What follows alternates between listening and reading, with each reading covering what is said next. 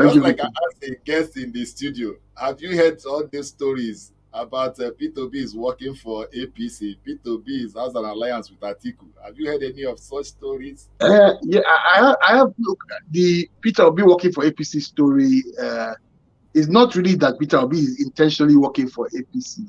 It is that people are saying that because Peter Obi is going to be eating into traditional PDP votes, the only person that can benefit from it is APC, and it's a known fact. The Southeast has been a stronghold of the PDP for the last 20, 21 odd years. And for the first time, somebody else is going to be pulling votes from there, and I think for me, the only beneficiary of Peter Obi being in this race is the APC. There's nobody else because he's going to pull votes from the Southeast. You can see he's very popular in the cities. So in Lagos, for instance, he has a lot of people there, Port Harcourt, some people there. So he will make a good showing, but I don't think he will. I think what he will do is hurt some of our votes. So probably drag some votes from us. And so we're the ones that are going to suffer the most. He's not going to be able to win in Lagos, for instance, because you already know that is the Bola Tinubu's stronghold. He's not going to be able to win in Osun, for instance, or Oyo. I mean, these are facts. He's not going to be able to win there. But we know that in the cities where traditionally we do well, he's going to take some votes from us.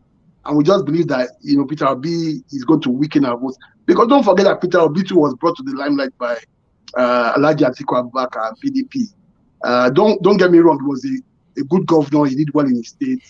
But to be at the forefront of a presidential campaign, he had his first showing when Alhaji Atiku Abubakar chose him against all odds to come and run with him in 2019. And, they both, gave a good account of themselves. We wish that the party would, give him a second chance to run. But some people and actors today who are complaining about power not going to the Southeast or not coming to the South were the ones that frustrated Peter Obi out of the party. So the games that everybody is playing, we are watching, we are also learning as people who are also looking at the politics.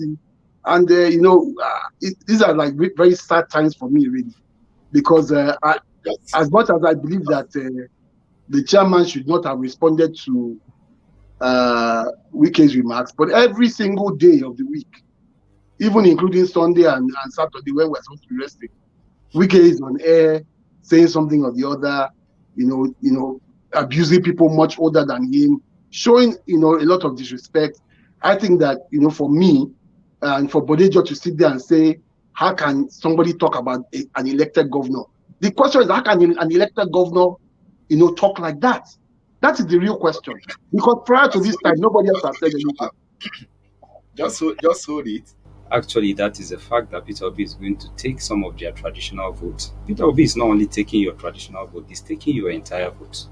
Because Peter Obi is taking the whole day. And the fact that he said Wike is always on there, Wike is the new sheriff in town. He's always making the headline. He performed very well as a governor. I respect him for that personally. So the crisis within which these things is coming up and Wike is making headline every day is a simple issue. If you are a leader, someone like Atiku who wants to be a president of Nigeria and cannot resolve the party's little crisis within the periods of time that he is supposed to, how would he resolve Nigerian crisis? That's the point I want him to also be looking at. Saying Peter Obi, yes, is a bit popular in Lagos. That's the stronghold of Tinubu.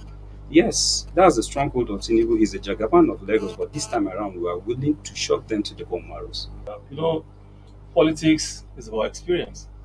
So a lot of people that have been saying, especially the so-called obedience, that have been saying that Atiku could not resolve his matter, the issues in his party, is a total display of inexperience when it comes to politics. I won't say more than that because if they are experienced, they will know that in politics there must be issues. And let me burst the bubble here. In the next couple of days, you will see what will happen in the Labour Party.